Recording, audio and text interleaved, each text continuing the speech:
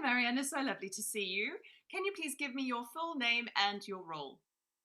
Hi, Lauren. My name is Marianna Alfa, and I am a founder of my company Blossom Hospitality, focusing on executive coaching, mentorship of leadership, and hospitality advisory.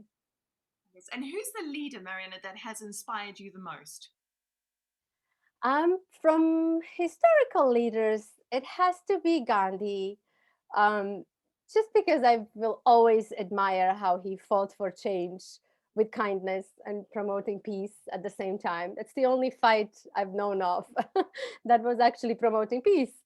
And From the leaders in my professional life, um, I have to say that is Patrick O'Connell.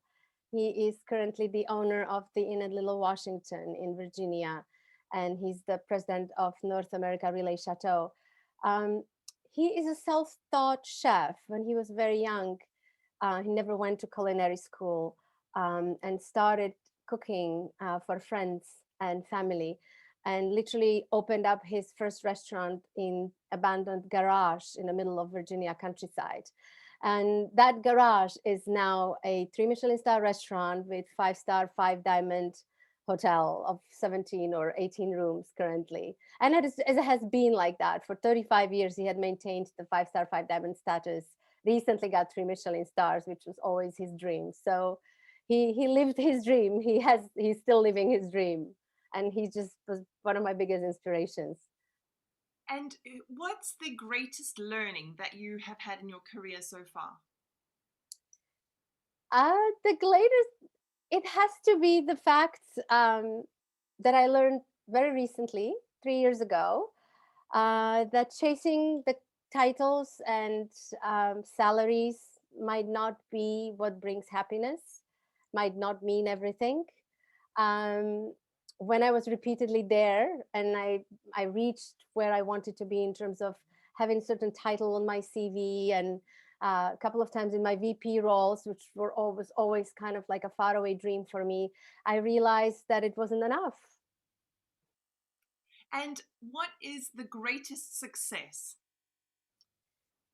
The greatest success must be realizing, coming to a self-awareness and realizing that you don't have to have a double personality. You don't have to be a person who wears a different mask at work and being someone else in your personal life. And putting yourself out there as who you are and tapping into your true potential.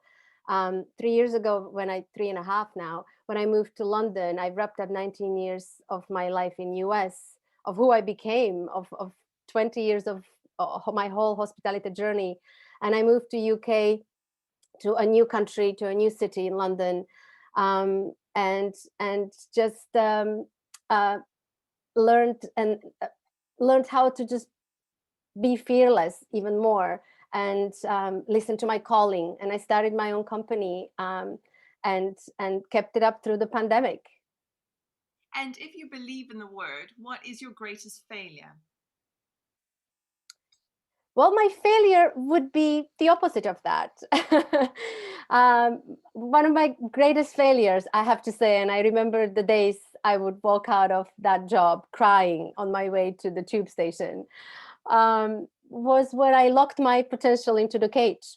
I ended up accepting job that I knew deep inside I had already outgrown, and I just chose financial stability, and I chose just the security, job security, over what my potential was screaming for, what I was ready for.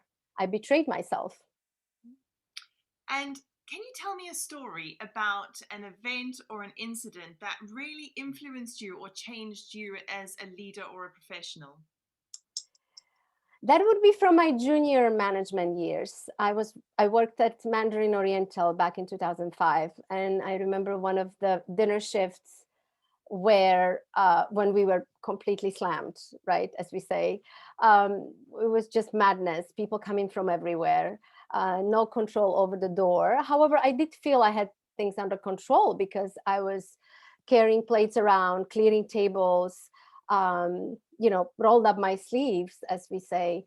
and I thought that was the right thing to do. And I proudly um, mentioned to our F&B director at that time how wow, how madness it was, but we still handled it. Everyone got the 5-star, 5-diamond service. Every check was dropped on time. Every order was taken on time. All these mechanics of the service were executed into perfection, despite of the fact that it was just a madness evening with way too many guests than we could have handled. Um, and he pulled me aside and he said, there is one thing that we need to start working on with you, and that's emotional intelligence. And then I realized, that was the first time I heard that word.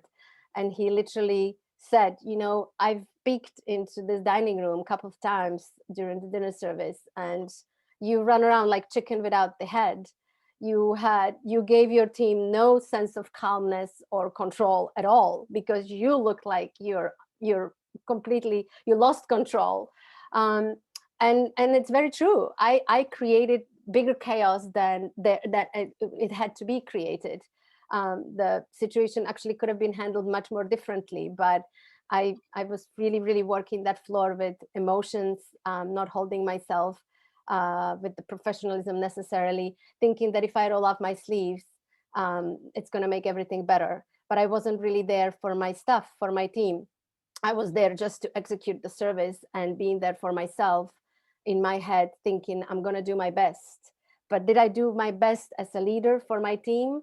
Probably not. And that's the first time I Googled the word emotional intelligence, and I realized, wow, that's a whole different level of the leadership. And if you could, what advice would you give your 18-year-old self now? To my 18-year-old self, probably don't change anything. Do everything as you did. Because I love every single part of since I turned 18, from moving to US as an au pair to picking up that bartending job that I had no idea what it meant and what it's going to bring me. Um, and until today. But if there were other 18-year-olds, I would tell them and encourage them to be the drivers of change, because what you're not changing, you're choosing.